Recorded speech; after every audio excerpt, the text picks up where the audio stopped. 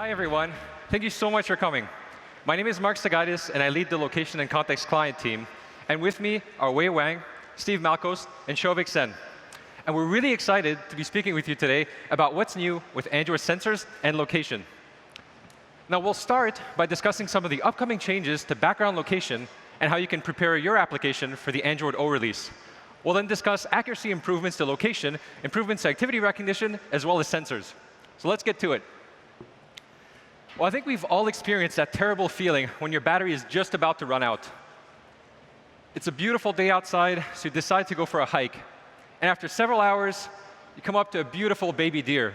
It's super cute, and you manage to get really, really close to it, closer than you've ever been. And you decide you're going to take a picture. Now, this is going to be the best picture you've ever taken. So you slowly, carefully take your phone out of your pocket, push the power button, and your phone is out of batteries. So not only do you miss the shot, but then you realize you're not exactly sure where you are, and you're really counting on your phone to help you navigate back. And all of a sudden, the woods look like a much scarier place. So I think the point here is that battery life is extremely important to users. In fact, 1 in 3 users say that battery life is the #1 problem on their device, the #1 problem. This is also apparent in statistics we track about location. So a large percentage of users have decided to completely disable location on their device. And when we asked them why, they said power was the main reason. Now, this is a problem for every developer in this room who uses location, since when location is disabled, just a lot of stuff breaks. From navigation to context-aware apps, I mean, even the weather just doesn't work whenever location is disabled.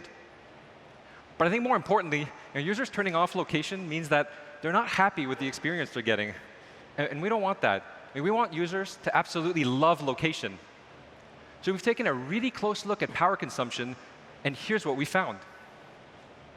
Well, for one thing, location is used a lot. The location APIs currently allow applications to request location at virtually any time. So every bar you see here is a device doing some kind of location-related work. Now, we can analyze the cost of these using something called Android Power Primitives. Now, this is something I'm really excited to be speaking with you today about. This is the first time we've talked about these externally.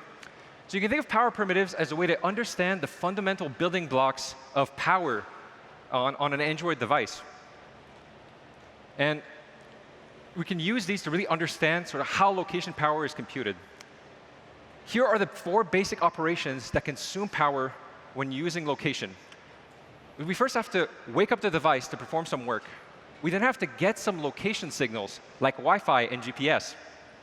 Then we have to run some computation on the CPU, and then finally maybe go to the network to get some more model information.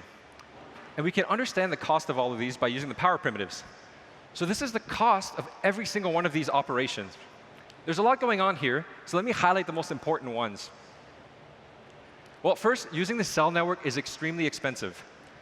This is why the location stack has been heavily optimized to cache data locally whenever possible and try to avoid going to the network by computing things locally.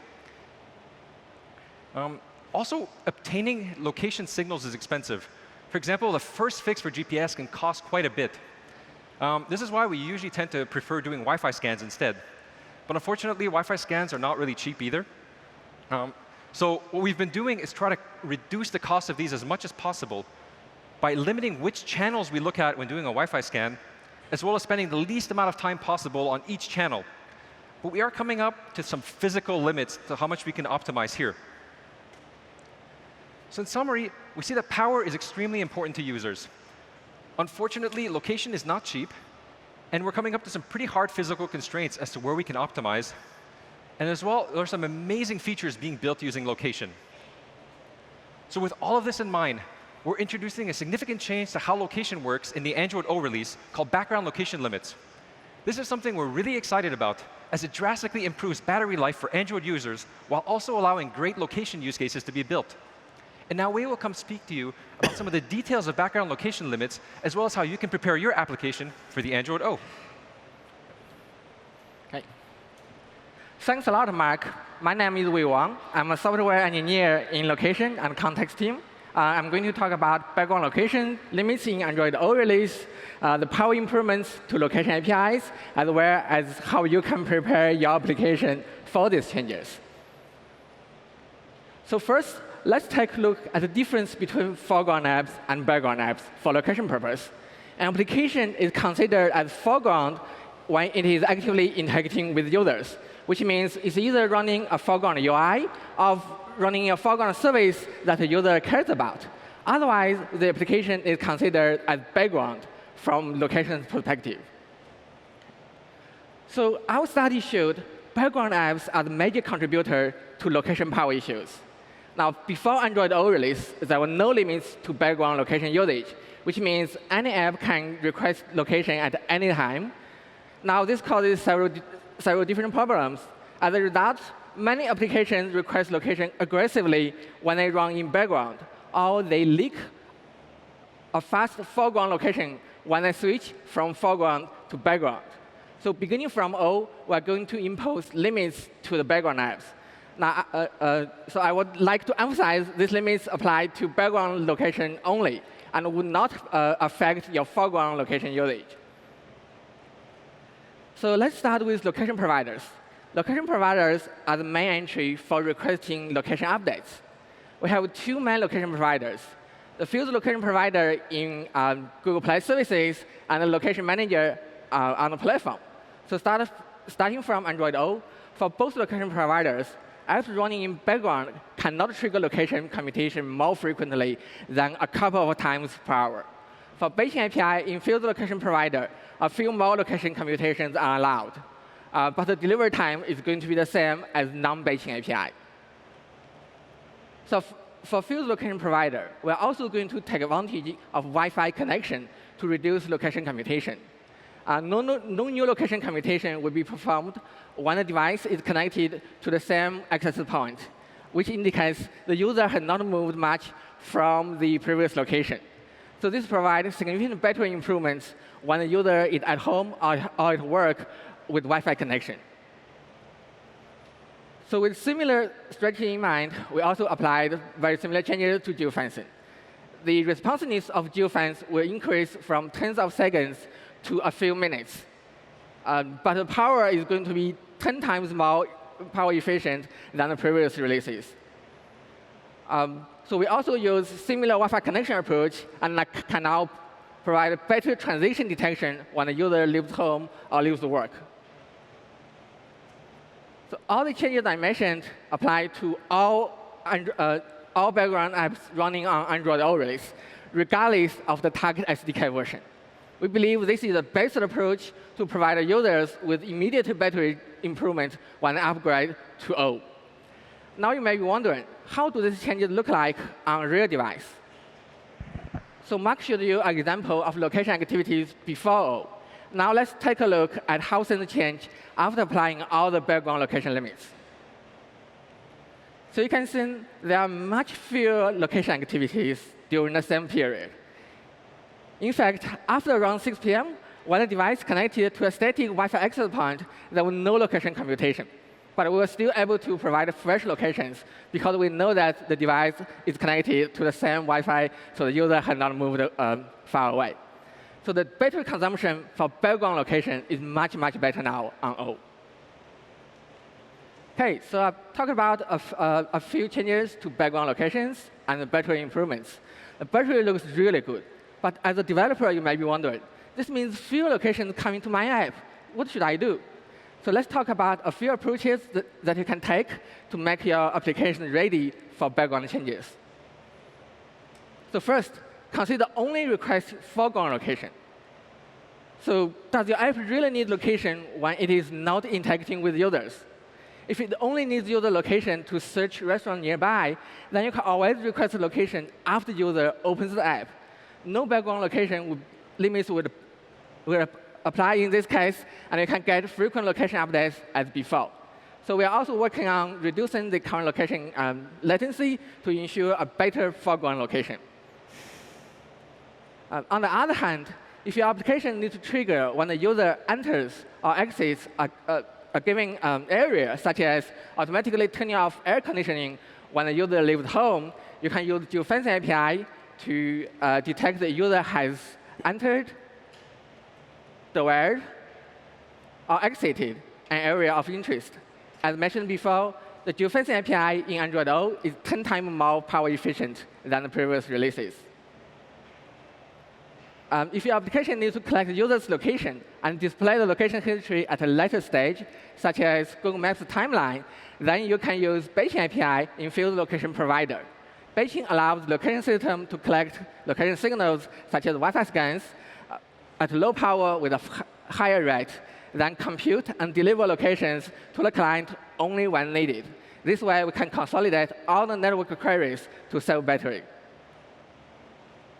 So let's take a look at an example of how to enable location batching. As usual, you will need to create a location request. You set the interval to 10 minutes. The key here is to set the max wait time to a few times more than the request interval. So this allows the location provider to collect location signals every 10 minutes, but deliver the location to the clients every 30 minutes.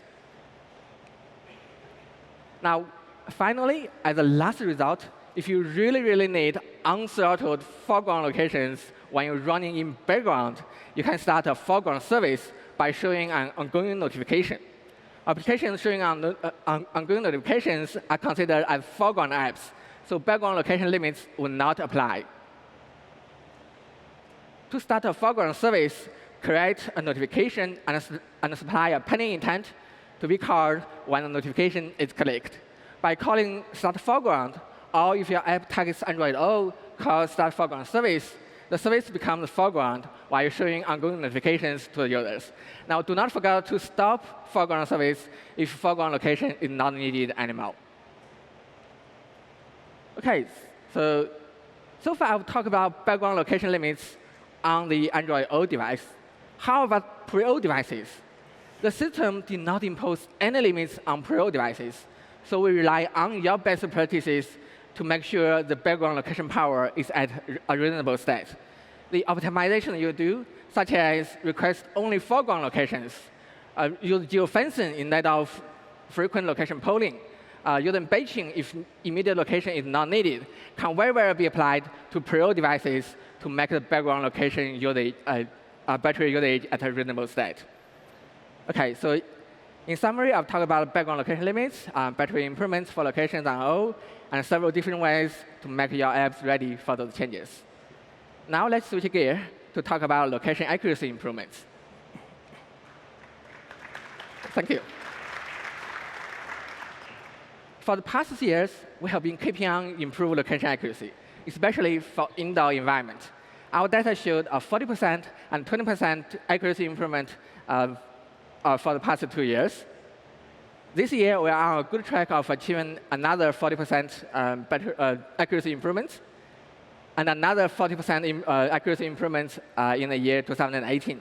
In fact, our accuracy would be good enough for indoor navigation. Now, let me show you a couple of videos to demonstrate our indoor accuracy improvements.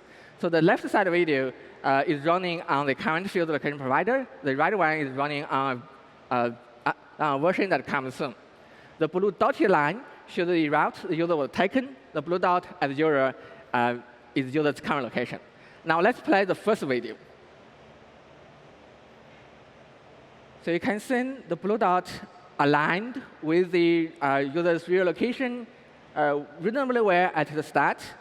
But as the user went deep indoors, the location jumped and diverted a lot from user's real location. OK, now let's play the second video to see how things improved. So this time, the blue dot aligned with the route perfectly well, even when the user was deep indoors. Now, when the user makes the turn, you can see the algorithm track the move really well. So we are very excited about the accuracy improvements, and we hope this can bring better opportunity to your application. Another area we are truly excited about is the support of the raw GNSS measurements in Android N release on Location Manager. Developers can now get more information, such as pseudo ranges, Dopplers, and carrier faces, other than just a position. The information can be used to build value-added apps, such as much more precise positioning using carrier face measurements. We also provide tools to log, analyze, and visualize all these GNSS measurements. You can use these tools when prototyping your apps and answer questions like, which satellites are in view? How strong are the individual measurements? How accurate are the range measurements? We are very eager to see more use cases of the raw GNSS measurements in the ecosystem. Okay, so far we talked about accuracy improvements to field location provider, the new APIs for GNSS measurements. We hope developers can take good use of these improvements to build better location apps. With that, I'll hand over to Mark to talk about activity recognition.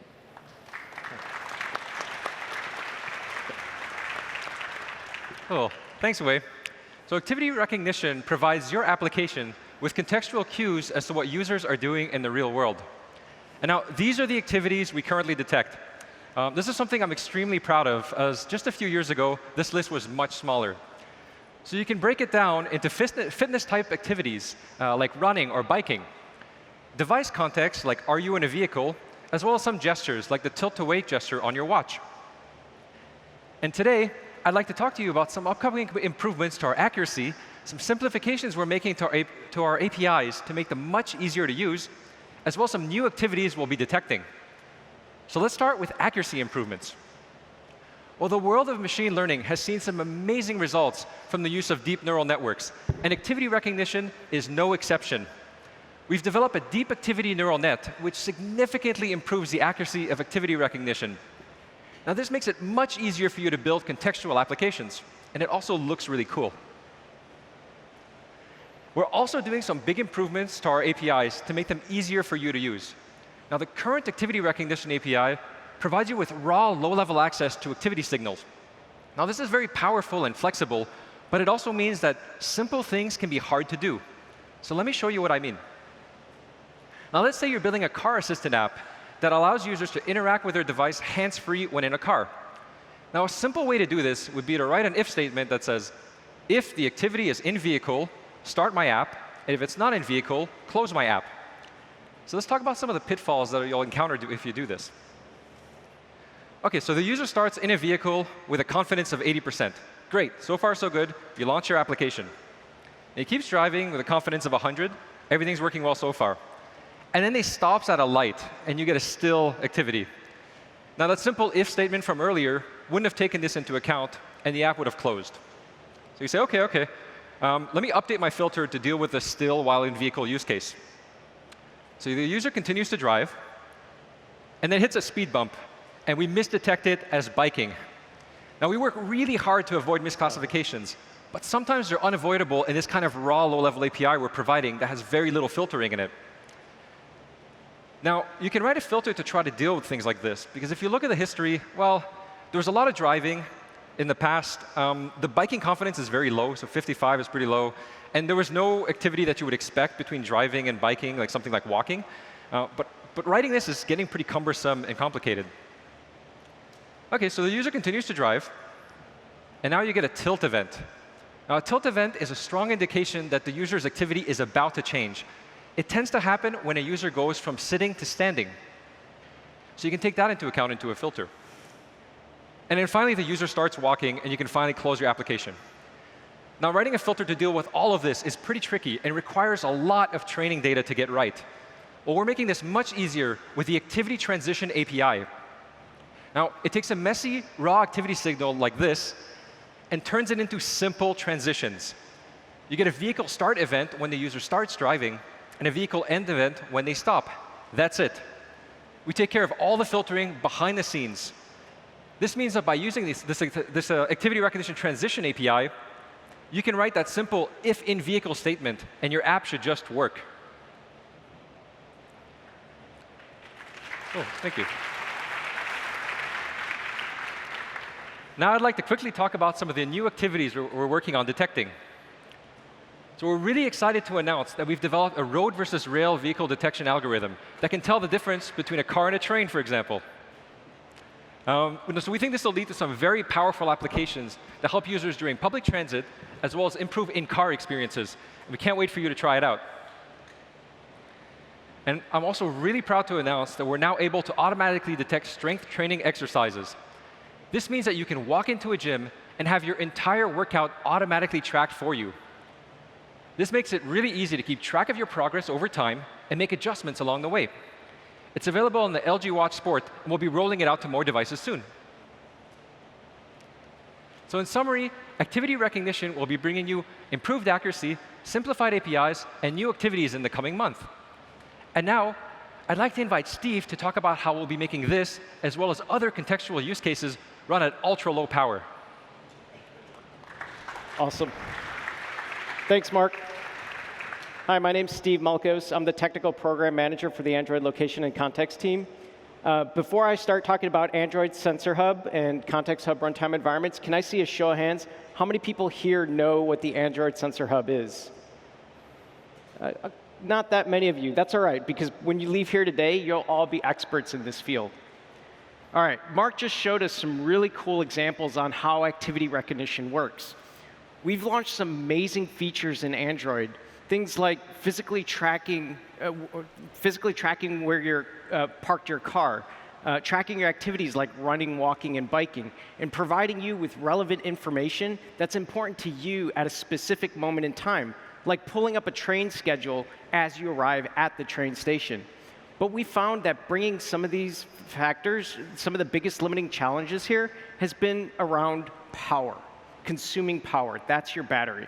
So with the Android Sensor Hub and Context Hub runtime environment, we're able to leverage the capabilities of a low-power processor to make it possible for us to bring these experiences and more. We all know that if you write an application and it sucks up the user's battery, they're going to quickly uninstall it from their device. When talking about power for activities that happen in an always-on fashion, there's always two things at play: latency and accuracy. Improving power means we could run our apps at a greater frequency, improving on the latencies. Improving power also means we could look at more signals, improving on our accuracies. So 2 years ago, we introduced the Android Sensor Hub in Marshmallow. We used this tiny standalone microcontroller that's depicted on a dime and connected all the sensors to it, and it runs in an always-on fashion. We launched this on the Nexus 5X and the Nexus 6P. Last year, we worked on the second generation of the Android Sensor Hub. This time, in addition to connecting all the sensors to it, we also connected all the wireless connectivity components. And we launched this on the Pixel and the Pixel XL. As mentioned earlier, the Android Sensor Hub runs in an always-on processing, and it hardly affects the user's battery. Context Hub runtime environment provides a common platform for us to leverage these low-power processors. So with the Context Hub's common platform, we created mini applications that we call nano apps. And so let's go through a couple nano app examples. All the activity recognition APIs, like running, walking, biking, and vehicle, have been ported from the main application processor into the Android Sensor Hub. We'll take a look at how activity recognition both saves on power and improves on our accuracies when running as a nano app. If you're to run activity recognition on the main application processor, it consumes a ton of power, about 5 milliamps. When we introduced sensor batching in the Android operating system, we were able to cut that number down into half. But it's still running on the main application processor. We took it from 5 milliamps to 2.5 milliamps. Running these same algorithms in the Android Sensor Hub as a nano app costs us a fraction of that power, 300 microamps. And because the power is so low, we can now run these algorithms at a faster frequency, improving on our latencies and our accuracies. Another example of a nano app that I'd like to highlight is geofencing. There are tons of geofencing applications in the market today that use the Google geofencing APIs. We've now offloaded these algorithms from the main application processor into the Android Sensor Hub. And we did this by connecting the Wi-Fi chip, GPS, and the cell modem into the low-power compute domains. This brings us a significant power savings, and it improves on our latencies. And finally, on the Android Sensor Hub, let's talk about gestures. We added tons of gestures. Gestures like lift to check phone, double tap to check phone, flip camera, and more. I'm going to highlight one of the examples, and let's focus on flip camera. If I launch my camera app and double twist it, it will change from outward facing to selfie mode. I have to do this. All right, everybody on the count of 3, say cheese. 1, 2, 3, cheese. All right. This gesture is only possible because it runs in an always-on fashion in the Android Sensor Hub. Any application could register and use this private sensor type today. OK, to close on the Android Sensor Hub with CHRE, devices on the market that support this automatically get a common platform that takes advantage of lower power, lower latencies in an always-on compute fashion. And these nano apps can overcome some of the new paradigms that have been introduced with our latest operating system, like background location limitations. We're really excited about this platform and the new use cases that could be enabled from it. I'm going to switch gears now and go from that to Android sensors, highlighting 4 key items. And then Sulvik's going to come up and talk to us about the Compass. Dynamic sensors. This was introduced in Android N. It allows us to expose sensors that are not necessarily bundled with the device. And it lets us connect them via Bluetooth and USB. For example, you can now attach a high-quality inertial measurement unit to your device, biological sensor, environmental sensor, and your apps could natively see them. This year, we're standardizing on these interfaces for dynamic sensors. So the sensors that you build can now leverage the Android platform and make it easier for you as an application developer to access them. Direct Sensors Channel, initially targeted for VR and camera applications. Simply put, Direct Sensors Channel is minimal latency between the sensor driver and your application by bypassing the sensor service. Accessing sensors directly with Direct Sensors Channel, the programs that you develop will have the smallest amount of sensor latencies. Ever experienced a VR application with a skewed horizon? Similar to uncalibrated magnetometer and uncalibrated gyroscope, we introduced uncalibrated accelerometer. Last year, we wrote our own calibration algorithms for the accelerometer, and we open sourced this to the ecosystem with the hopes and goals that a device manufacturer would build better devices. And we're seeing results like this. After applying the calibration algorithms, the VR landscape is straight. Final sensor feature that I'm going to focus on is wrist sensor, now called low latency off-body detector. Simply, we have a reliable way to detect when the watch is on the wrist or off the wrist. The targeted use cases for this is low friction authentication to your phone, no passcodes for payments, and changing the UI behavior when the watch is off your wrist, like sleeping the watch more aggressively when it's off your wrist. So before I hand the microphone over, I want to quickly note that we use sensors today in almost every application, and our commitments to them at Google is huge. We'll continue to invest in this sensor's future. These features like dynamic sensors, direct sensors channel, calibration algorithms, and low latency off-body detectors are just a few highlighted examples on what we're working on. We'll be adding more sensor features in the future. With that, let's continue on the sensors theme and hear from Sulvik on the Compass.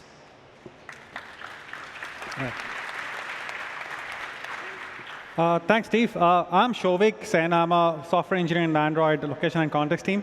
And I'm here to talk about heading and bearing. So what is heading and bearing? So bearing tells you, as a context, the direction that the user is traveling. And heading is the direction that the user's phone is pointing. So heading and bearing are different. Like heading is something that if you are standing at a stoplight and you pan your phone around to find which direction you should walk, that's when your heading changes, and your bearing is not necessarily changing at that point. So how do you utilize bearing and heading depends a lot on the user's context. So if you're an application who might gain by knowing the direction of the user, think very hard about what context you're after, because based on that, you want to select between heading or bearing. Let's see how we are doing that in Android Google Maps. So in Android Google Maps, the blue dot arrow used to always point to the user's heading, essentially which direction your phone is pointing. Now, what we found is that the user's expectation from the blue dot arrow is much more. When they are stationary, like standing still or panning their phone around, they want to see their heading from the blue dot arrow, perhaps because they are trying to figure out which direction to go next. If they're traveling, like in a car or in a bicycle, or even when they're running, they want to see the bearing. That is the direction that they're moving, because they want to perhaps verify that the direction they're going towards is actually correct. And more importantly, they want us to communicate the uncertainty in heading or bearing. Because if we are not certain if the heading or bearing information that we are giving to the user is not correct, the user wants to look around and orient themselves and be diligent about this. So how do we do this? To distinguish between stationary and traveling, we can use the activity recognition API that Mark just talked about. You can know when the user is stationary versus traveling and choose between heading and bearing based on that.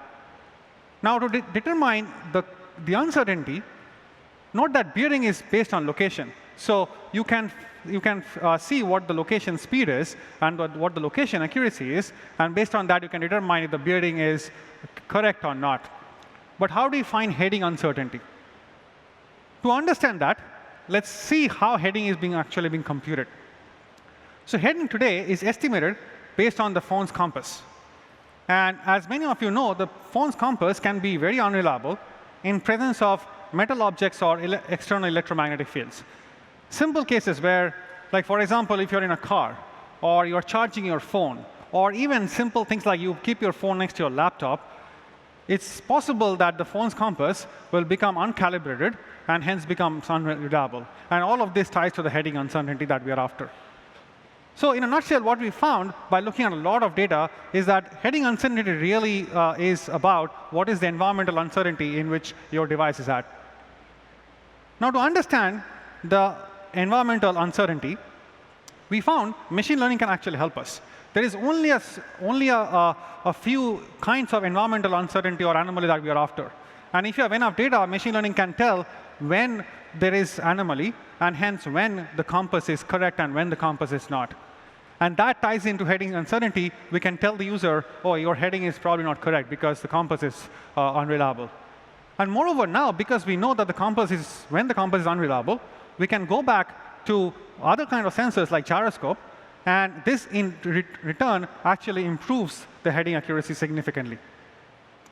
So now that we know the heading uncertainty, let's see how we can communicate that using in Android Google Maps. So before, in Google Maps, we had this pointy cone, which will always point to heading. But now, because we know the heading uncertainty, we have a cone EY, where the width of the cone now tells you what is the uncertainty in heading.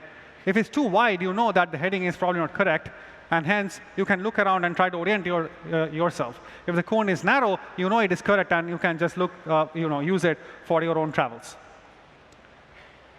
Beyond Android Google Maps, if you are an application who might benefit by knowing the user's direction and also the uncertainty in a more correct fashion, we are happy to announce that this is something we are going to bring in for all applications to the Fuse Location Provider API. With this, I will hand over to Steve to talk about the future of Android location and context. Thank you. Awesome. Thanks, Solvik. I love talking about the future. So let's talk about the present with regards to testing location quality, because that's the key to making future improvements. Over the past few years, we've gotten very serious with regards to testing at Google. We've built up massive labs and real-time tests from around the world measuring our location quality. For example, we run running tests, walking tests, biking tests, stationary tests, testing both indoors and outdoors. When driving near tall buildings, it's very common for your GPS position to jump, lag, or even drift. At Google, we use very expensive military-grade inertial measurement unit that gives us centimeter-level accuracies that gives us this ground truth. That's the image at the top, the San Francisco test setup. The image at the bottom shows our running and pedestrian test setups. The output from these tests is the graph, where we show a cumulative distribution function on the position errors from each device as measured from the ground truth. OK, project elevation. Before talking about this, I want to quickly note about a service that we launched last year called Emergency Location Services in Android. This service gives us the ability to use the computed location in Android and send it to emergency responders during an emergency situation. So for example, if you dial 911 or 112 on your handset, the computed position from Android will go to carrier's network and public safety answering points for those carriers who sign up for this free service. All right, with that in mind, Project Elevation. Many places around the world, like downtown San Francisco, when you're deep indoors, your 2D Latin lawn are just not enough. GPS altitude works great when you're outdoors, but barely works, if at all, deep indoors. And we especially need it when we're in environments like this. So with Google's machine learning algorithms, anonymized crowdsourced models will soon be launching Project Elevation this year. This service will first be utilized by our emergency location services in Android, where we hope to see first responders benefiting off of it. And then we'll also launch it as part of the standard Android location altitude outputs, so you as a developer could get access to this as well. We'll also bring a new class of 3D accurate indoor location. You heard part of this from Wei. By using Wi-Fi, GPS, cellular, PDR, IMU, altimeter, we're just around the corner from launching this massive improvement. And we'll get there again by using Google's machine learning algorithms, anonymized crowdsourced models, to give us these better accuracies where we can now navigate indoors. Then, once we have this all running on the main application processor, we'll port it down into the Android Sensor Hub, because that's the key. 5 meters at 0 seconds time to first fix at ultra low power. OK, the GPS geek inside of me gets really excited when we talk about dual frequency GNSS receivers. L1 plus L5 signals. What does this mean to you? Better GPS performances. We'll bring this into smartphones in the next couple of years, and we'll do so for the following reasons. Better ranges for multipath mitigation, because we'll be using a higher chipping rate, 10x higher. It will give us unprecedented frequency diversity using the L1 and L5 signals together. Our Android O APIs already have full support for multi-frequency GNSS receivers. This enables many use cases. I'm just going to highlight 2. Better downtown urban canyon performances. No more positions on the wrong side of the street. Post-processed decimeter level accuracies. Any application that needs really precise location will benefit off of this, like fitness applications, traffic info, and more. So at work, we get to work on some really cool, amazing new stuff. Let's put this all together. The future will become more and more contextually aware. We'll continue to add more signals into the Android Sensor Hub. We've already achieved activity recognition and geofencing. Next, we're going to add the Fuse location provider, awareness, places, and more. We'll do this with deep neural networks, machine learning algorithms, and our personalized models with the goals of helping you make deeper experiences to your users in your applications. By adding all these signals, we'll reach a point of location and context singularity, where you'll be able to write applications that simplify user interactions, help augment human memory and knowledge, and your users having a better understanding of themselves. I'm truly excited about this future and all these possibilities. Thank you very much.